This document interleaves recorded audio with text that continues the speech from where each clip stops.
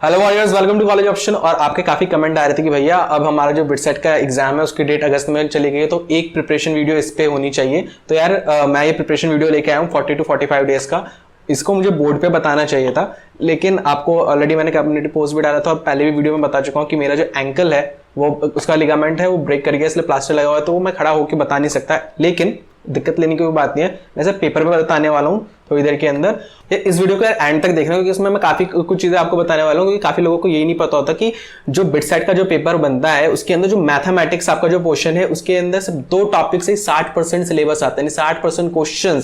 अगर आप वो 2 टॉपिक पढ़ के चले जाओगे ना तो वहां से आपके 60% क्वेश्चन कवर कर जाएंगे, और ज्यादातर बच्चे वही छोड़ के जाते हैं जिसमें से वो क्वेश्चन आता है, तो इसलिए काफी दिक्कत हो जाती है। इसलिए मैं सारा कुछ आपको इस वीडियो में बताने वाला हूँ कि आपको कौन से टॉपिक पढ़ने, कौन से टॉपिक नहीं पढ़ने, क्या पैटर्न रहा है पिछले 10 साल का, और कहां से आपको पढ़ना है, कौन सा बुक रेफर करना है। वैसे तो बेस्ट बुक आपका अरिहंत है, जो भी आप प्रीवियस ईयर के पेपर देख सकते हैं।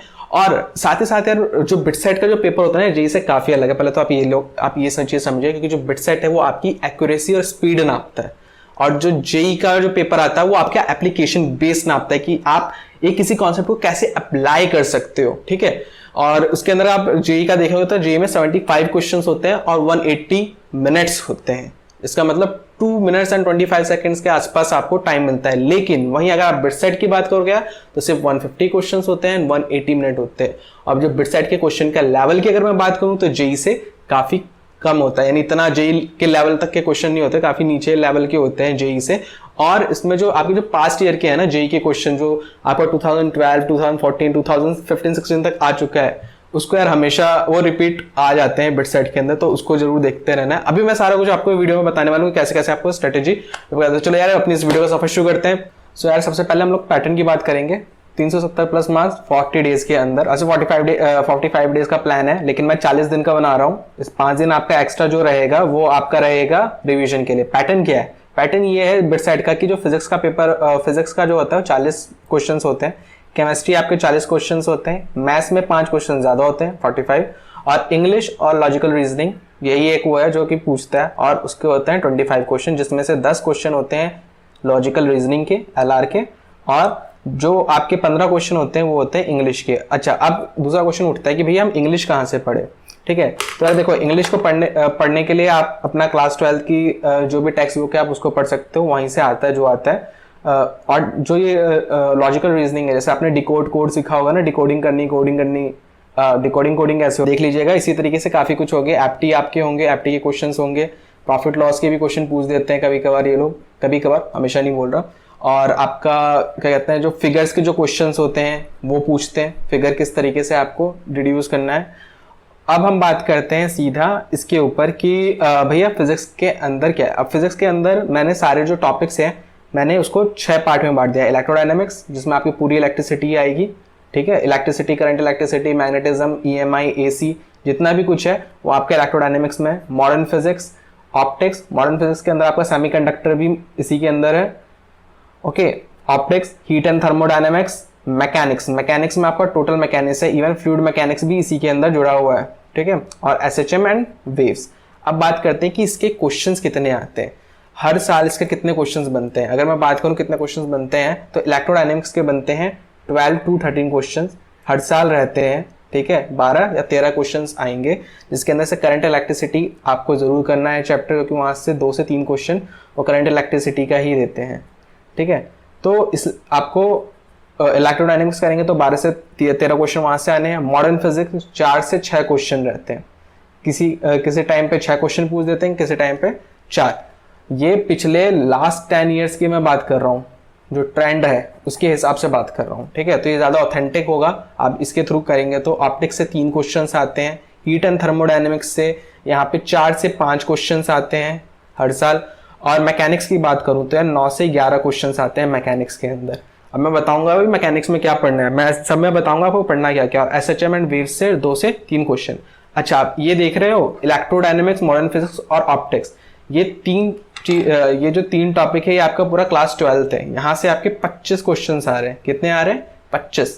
तो आप सबसे ज्यादा अपने क्लास 12 पे फोकस करेंगे। हीट एंड थर्मोडायनेमिक्स पे देख रहे हो 4 से 5 क्वेश्चन आ रहे हैं, और एसएचएम एंड वेव से 2 से 3। अब आते हैं मैकेनिक्स पे। अगर मैं मैकेनिक्स की बात करूं इसके अंदर अगर मैं मैकेनिक्स की बात करूं यार, तो मैकेनिक्स के अंदर हम सब जानते हैं एक तो ये टफ है, ठीक है, 11th में आप सब इसको पढ़ चुके हैं, और यहाँ से सबसे ज़्यादा ट्रिकी क्वेश्चंस भी बनते हैं, और प्लस ये काफ़ी ज़्यादा क्या कहते हैं सर दर्द हो जाता है बच्चों के लिए। तो यार इसके अंदर एक ट्रिक है। ट्रिक क्या है, अगर आप इसको देखोगे 25 क्वेश्चन ये कर लोगे, हीट एंड थर्मो से अगर 4 से 5 क्वेश्चन आ रहे हैं, प्लस यहाँ से 2 से 3 क्वेश्चन आ रहे हैं, तो ये आपका पूरा टोटल बनता है 30 क्वेश्चन। अगर इन सबको ऐड कर दोगे तो 30 से 32 क्वेश्चन के आसपास बनने के इधर से चांसेस है। लेकिन मैकेनिक्स पूरी तो छोड़ नहीं सकते। क्या पढ़े मैकेनिक्स के अंदर, तो मैकेनिक्स में पढ़ो काइनेमैटिक्स। क्या पढ़ना है, काइनेमैटिक्स पढ़ना है। काइनेमैटिक्स से हर साल 3 क्वेश्चन मिनिमम पूछते हैं लोग। जो तुम्हारा एरर और यूनिट का जो चैप्टर है, एरर एंड यूनिट्स, वहां से हमेशा एक क्वेश्चन तो रहता है, वरना अगर कभी मन उनका अच्छा कर गया तो 2 क्वेश्चन। तो यहाँ से अगर इन 2 चैप्टर्स को भी कर लोगे मैकेनिक्स में, तो तुम्हारे 36 to 37 क्वेश्चन तुम्हारे यहीं पे बन गए, ठीक है। 36 to 37 क्वेश्चन यहीं पे हो गया। बाकी जो मैकेनिक्स के अंदर होता है, इनका कभी भी सेंटर ऑफ मास जो चैप्टर है वो कभी नहीं आता।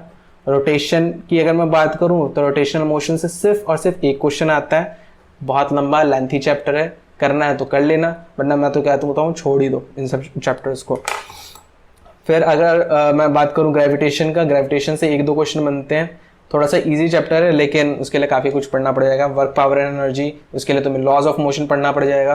तो मेरा यही कहना है कि अगर तुम कर रहे हो मैकेनिक्स के अंदर, तो सिर्फ ये 2 चैप्टर्स को टारगेट करो, और बाकी इस टॉपिक को, इलेक्ट्रोडायनामिक्स को, मॉडर्न फिजिक्स को, ऑप्टिक्स को, हीट एंड थर्मो को, और एसएचएम एंड वेव्स को। और एसएचएम एंड वेव्स में भी डॉपलर जरूर कर लेना। डॉपलर और नॉडल वाले जो नोट्स वाले जो क्वेश्चंस होते हैं ना, उसे जरूर देख लेना। और इसका जो इक्वेशन होता है, इस इक्वेशन के बेसिस पे काफी कुछ पूछा जाता है इसके, ठीक है, तो वो देख लेना। यहाँ से तुम्हारे फिजिक्स से कुछ नहीं तो 37 to 38 क्वेश्चन तुम आराम से कर लोगे। अच्छा यार, डेज की भी बात कर लेते हैं कि कितने दिन हमें देने हैं। तो यार ये 25 क्वेश्चन यहाँ से आ रहे हैं, तो 25 दिन इन तीनों को दो, इन तीनों चैप्टर्स को मिला के। इसका मतलब क्या, मतलब ये है कि आप 15 दिन इसको दो, ठीक है। 15 डेज आप इलेक्ट्रोडायनेमिक्स को दो, इलेक्ट्रोडायनेमिक्स के लिए रखो अपना 15 डेज।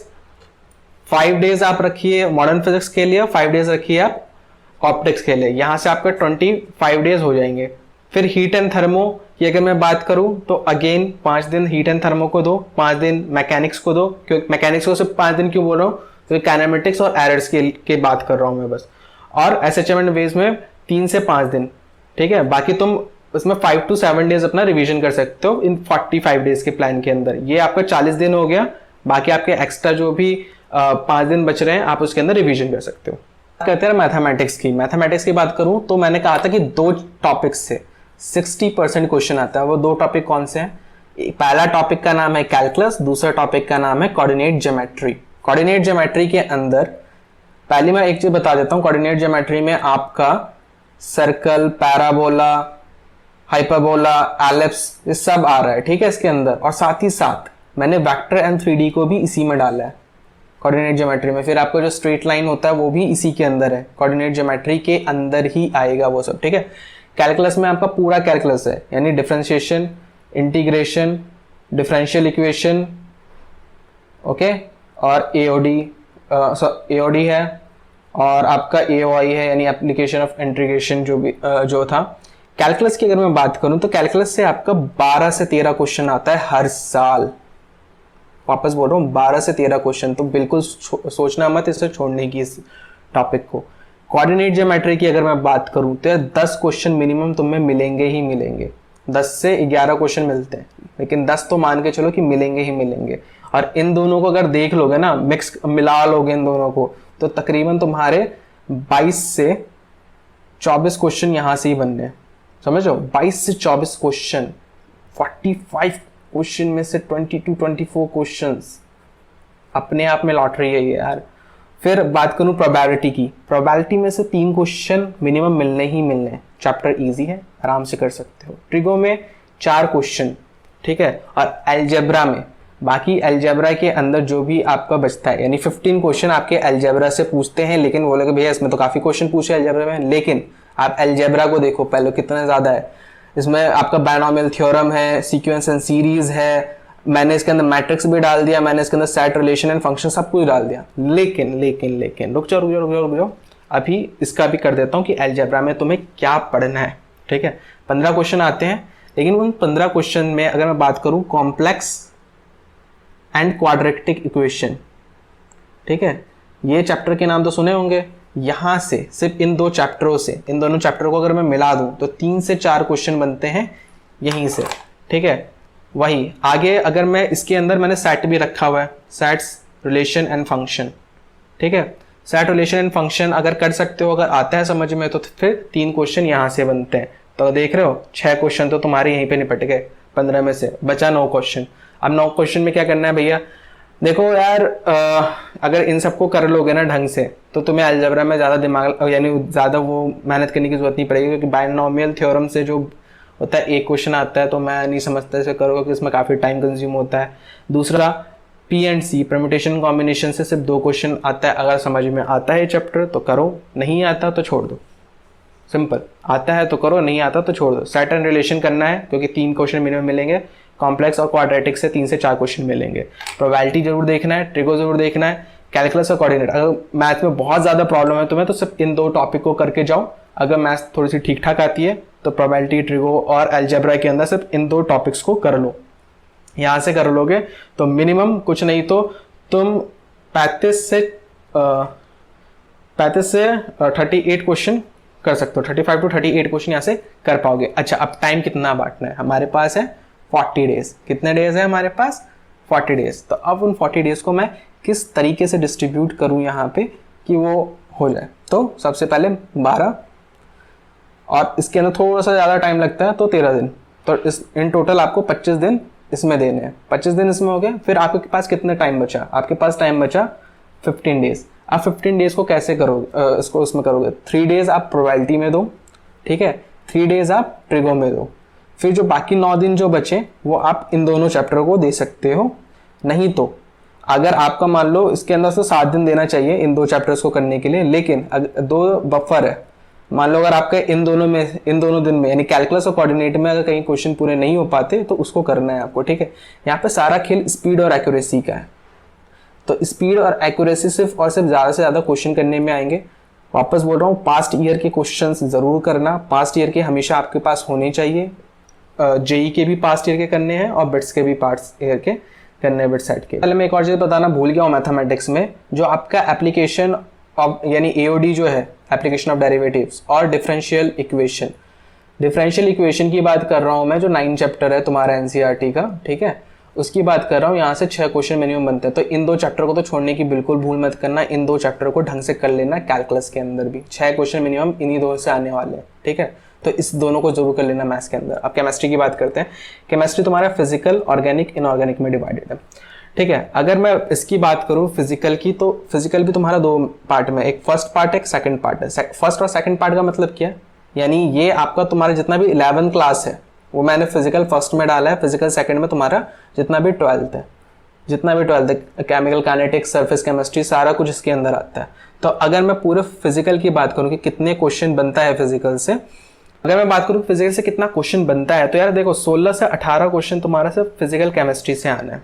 और ये एनसीईआरटी मोर देन इनफ होती है इसके लिए, ठीक है। एनसीईआरटी आप पढ़ सकते हैं। और क्वेश्चन करने के लिए आपको कुछ क्वेश्चंस बाहर से करने होंगे, जैसे जेई की जितनी भी जेई मेन के लेवल के क्वेश्चंस कर लेना, उससे भी नीचे लेवल के क्वेश्चंस आते हैं इसमें, स्पीड और एक्यूरेसी का। और जितने भी पास्ट ईयर के आए हैं क्वेश्चन, जेई मेन्स के जितने भी पास्ट ईयर के क्वेश्चंस आए हैं उसे करना है, बिट सेट के जितने भी पास्ट ईयर के क्वेश्चंस आए हैं उसे करना है, ठीक है। और इसके अंदर मैं आपको तुम्हें बताऊंगा भी कि कौन से चैप्टर करने हैं और कौन से चैप्टर नहीं करने हैं। लेकिन पहले हम लोग इसकी बात कर लेते हैं इन सब की। तो अगर हम बात करें कि क्या कहते हैं, आगे हम बात करते हैं ऑर्गेनिक की। ऑर्गेनिक के अंदर अगर मैं बात करूं तो यार तुम्हारा कम से कम 13 to 15 क्वेश्चन तुम्हारे ऑर्गेनिक से आने हैं। ऑर्गेनिक के अंदर इसके अंदर बायोमोलिक्यूल्स, पॉलीमर, ये सारे भी मैंने इसी के अंदर मर्ज कर दिए हैं तुम्हारे सारे कुछ रिएक्शंस के साथ, ठीक है। और इनऑर्गेनिक से तुम्हारा 9 to 10 क्वेश्चन इनऑर्गेनिक से आना है, ठीक है। तो अब और इसके अंदर ना हर एक चैप्टर से एक एक क्वेश्चन आना ही आना है। ये मैं सोचना है कि यार अल्कोहल से ज़्यादा आ जाएगा, एल्डिहाइड से कम आएगा, तो एल्डिहाइड से एक क्वेश्चन ज़्यादा ही रहेगा। बाकी इसके अंदर ना इक्वल डिस्ट्रीब्यूशन में ही क्वेश्चंस आते हैं, तो इसको देखना बहुत ज़रूरी होता है। हाँ, बस इनऑर्गेनिक के अंदर इनऑर्गेनिक केमिस्ट्री जब तुम करने जाओगे तो तुम्हें जो करना है मैं वो बता देता हूँ। तुम्हें करना है केमिकल बॉन्डिंग वाला चैप्टर, ठीक है, जो 4th चैप्टर है 11th क्लास का। पीरियोडिक टेबल जरूर देख लेना, उसको करने से पहले तुम्हें पीरियोडिक टेबल पता होना चाहिए। डी एंड एफ ब्लॉक और पी ब्लॉक और कोऑर्डिनेशन कंपाउंड, ये 5 चैप्टर ही कर लेना सिर्फ, ठीक है। पी ब्लॉक के अंदर वो भी 12th का, जो 15th का ग्रुप से होता है उसी से ज़्यादा क्वेश्चंस आते हैं। यही अगर इनकी बात करूँ ना तो इन्हीं चैप्टर से 5 to 6 क्वेश्चन इन्हीं से बनते हैं। खासकर कोऑर्डिनेशन कंपाउंड जरूर कर लेना और D and F block. P block नहीं भी कर रहे हो तो इसको जरूर करना, D and F block, coordination compound और केमिकल बॉन्डिंग। यहाँ से तुम्हारे 3 से 4 क्वेश्चन, 3 क्वेश्चन बन जाएंगे मिनिमम, ठीक है। अब हम बात करते हैं कि कौन से क्वेश्चन नहीं करने इनऑर्गेनिक के। मेटलर्जी बिल्कुल नहीं करना, ठीक है, क्वेश्चन आता हुआ है नहीं वहाँ से, तो मेटलर्जी करने की कोई ज़रूरत नहीं है। एस ब्लॉक करने की बिल्कुल कोई ज़रूरत नहीं है, वहाँ से बहुत कम चांसेस होते हैं। पूरे 10 साल में एक ही क्वेश्चन आया है एस ब्लॉक से, तो कोई ज़रूरत नहीं है उसको करने की। और अगर अब हम बात करें कि भैया ये सब तो ठीक है, हमने इतना कर लिया, तो फिजिक्स हम लोग इसमें किस पे ज़्यादा फोकस करें। देखो यार, क्वेश्चन तुम्हारे सबसे ज़्यादा इसी में, ठीक है, और सबसे ज़्यादा फिजिकल को ही देखेगा सब, तो फिजिकल पे ज़्यादा फोकस करना। ऑर्गेनिक पे तुम्हें कमांड होना चाहिए थोड़ा सा। अगर इन सबको कर लोगे ना तो मैं फुल गारंटी देता हूँ तुम्हारा 370 प्लस मार्क्स जरूर स्कोर होंगे। क्योंकि अगर आप इन सबको भी अगर यहाँ से कर रहे हो, देखो 40 क्वेश्चंस आ रहे हैं केमिस्ट्री से, मिनिमम तुम्हें 30 to 35 क्वेश्चन तो सही करने ही पड़ेंगे। फिर इंग्लिश और लॉजिकल रीजनिंग की बात करूँ तो वहाँ से 25 क्वेश्चन आने हैं। 25 में से तुम्हें मिनिमम 15 का टारगेट रखना पड़ेगा कि तुम सही करके आओगे 15, तभी तुम्हारा 370 प्लस मार्क्स स्कोर हो पाएंगे। आई होप ये वीडियो आपको अच्छी लगी होगी, और अच्छी लगी तो यार इसको ज़्यादा से ज़्यादा लोगों को शेयर करो। और हाँ, लाइक करना बिल्कुल मत भूलना, इसका 100+ टारगेट है लाइक का।